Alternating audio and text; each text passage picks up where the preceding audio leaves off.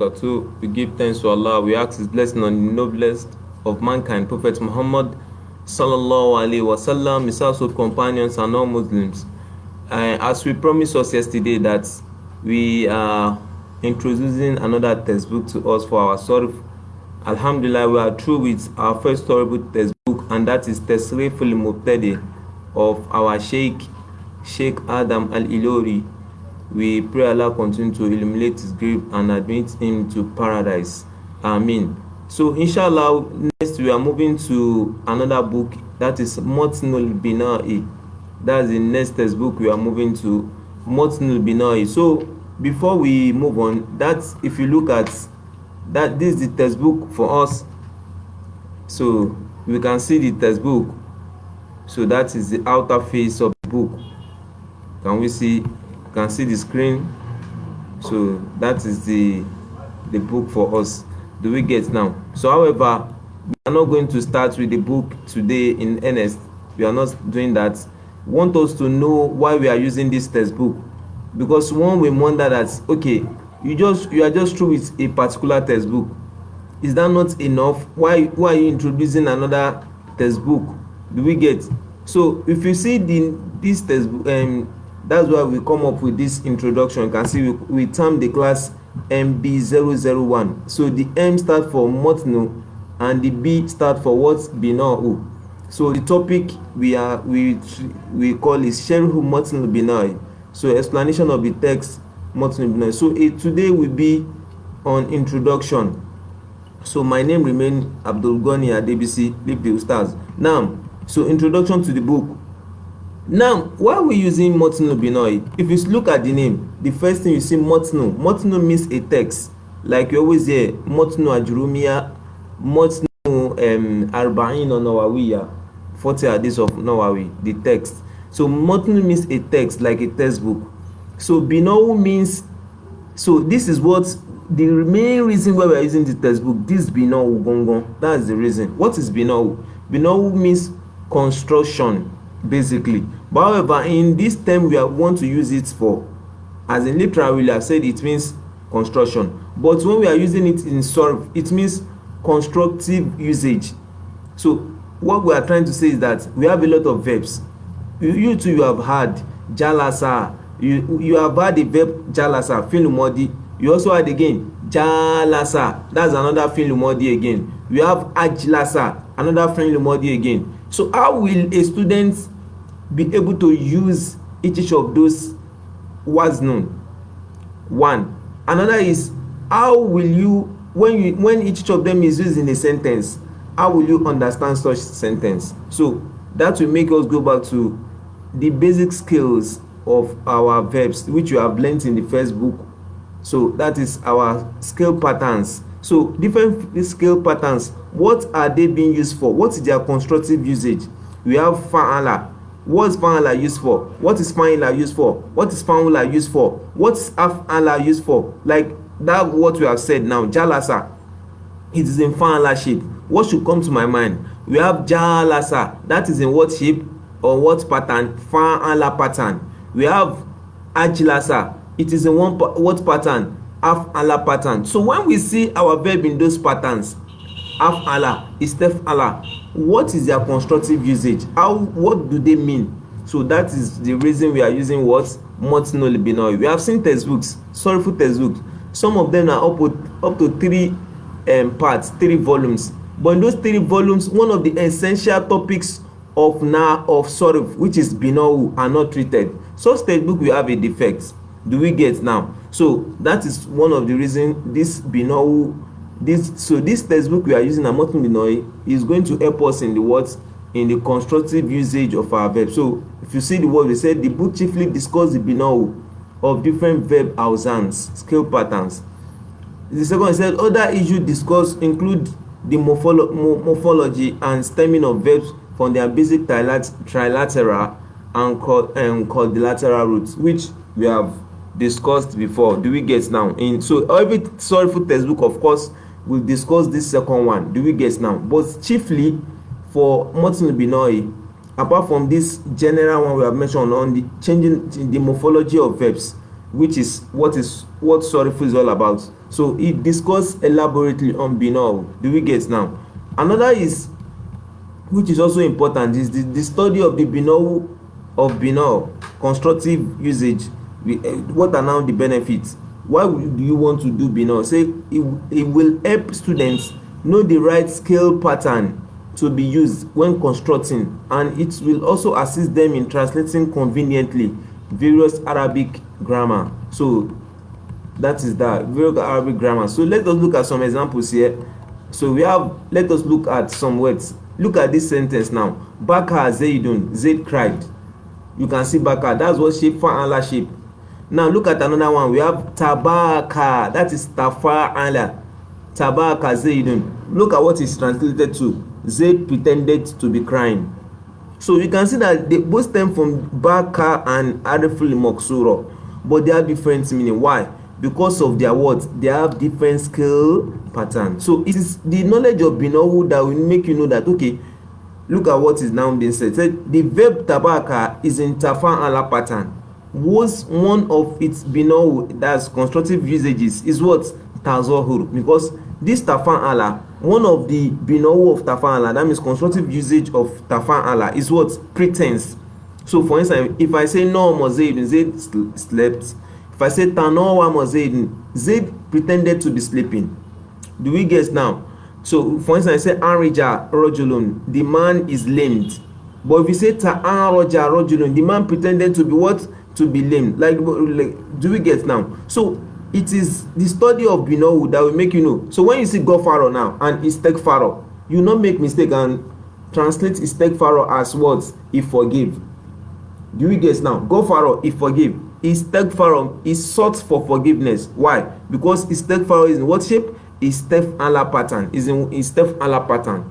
Do we get now? So it is the study of Binawu that will make you know that, okay, different awzan and skills we are seeing, then it will help you in knowing their usages, and also help you in also constructing your own grammatical sentences independently with confidence. So I said, as such, Binawu study helps in understanding usage of different scale patterns that look similar. So the writer, which is at the end of this study, words like tasallama, sallama, istalama, salama, salima, isteslama will not look strange and confusing. Rather, they will be easily what? Analyzed. So that is the reason, that is the basic distinction for the book, why the book Motnu Binawu will be used. So there are some words now you will start hearing when we start using the book. So we are going to define them, inshallah. Like you had the word, like we have said now, some of Binawu, we had Tazohur, you have in Telkhis, Ikhtisar, you had Muta'adi, which you have had before, Ta'adiyah, you had Lazim, you are going to add a Binawu called Takalluf, you had Binawu called Mutawa'a, Mubalagatu Lazim. So you are going to hear that a lot. So that is that. So in getting those, so that will be for our next classes. So in the next class, inshallah, which will be on Thursday, so we'll continue from there. However, there are some things we want to introduce to us on the book. So the name of our book is Remain Motnu Binawu. However, there's a controversy on the mu'allif of the book, that means the person who wrote the book. So the scholars have a lot of talk on that. I think since we are students, we are just up and coming, we don't need that said.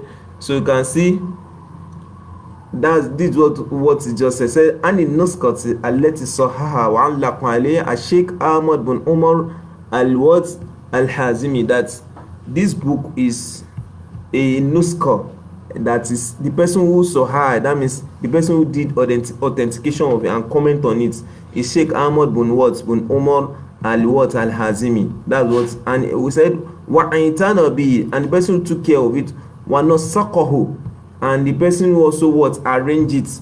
Who is the person? Abu Muhammadin Fadlu bin Muhammad. So they are not the muallif, but these people, they are we call them muhakkikun.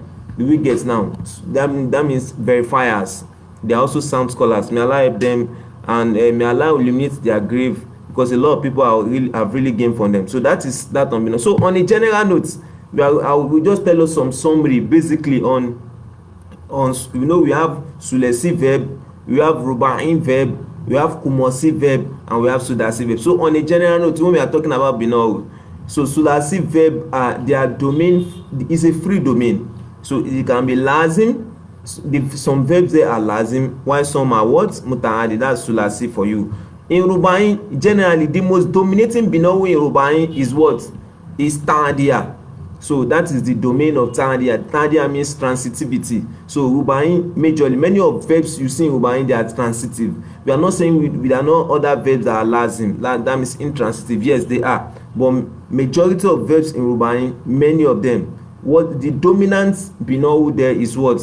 Is that those verbs are what? Transitive. So in the kumasi, the dominant verbs in kumasi is that what?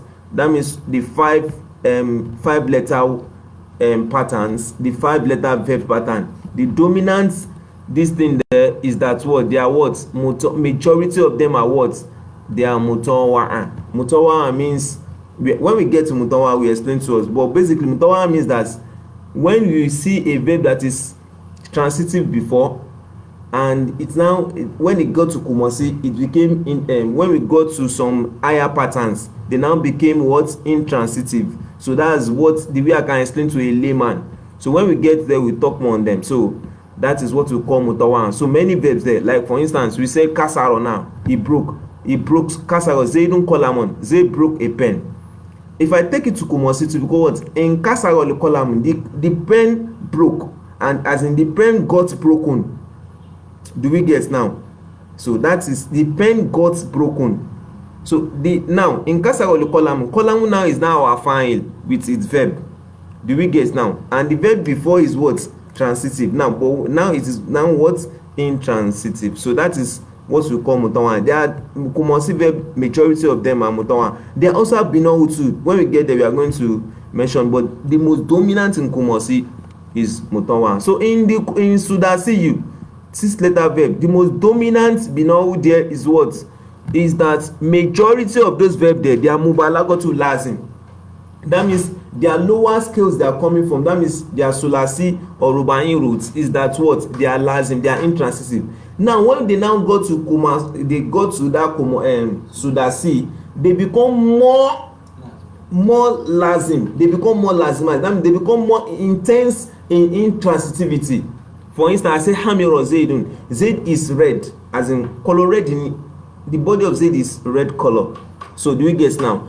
And I'll take it to kumasi now. It become ihmar. It got so red in. And I'll take it to sudasi. It become ihmar. So Zayd is so red, is intense in redness. So that is what we call what? Mubalagatu lazim. So majority of sudasi verb, majority of them are what? Mubalagatu lazim. Even majority of their scales too. So that is the basic summary of what? Of the binawu concerning the dominant. When we are talking about the binawu that is dominant in each what? In each verb patterns, like in their roots. So again, we said that the sulasi, the trilaterals, they are the sulasi verbs. They are either mutaaddi or lazim. So the rubain verb, they are what? They are many of them are transitive. That's the most dominant. In kumasi, the most dominant is that what? They are what? They are mutawa'a. While in sudasi you, the 6 letters, the most dominant one binawu there is that what? They are mubalagatu lazim. That means intense in intransitivity. So that is the basic discussion we want to have on binawu. So when we start discussing the book, we'll be taking it one after the other. I want us to follow it. We are very hopeful that with the explanation, our knowledge on Sarf will increase, and we also love it more. May Allah make it an easy one. I also do want to use this opportunity to pray for the ustaz who taught me this this topic. Ustaz Sharifdin Alabi. May Allah continue to be with him, help him and guide him and make him firm in Islam. Subhanakallah wa bihamdik. Shadon la ilaha illa anta astaghfiruka wa atubu ilaik. Wassalamu alaikum wa rahmatullahi wa barakatuh.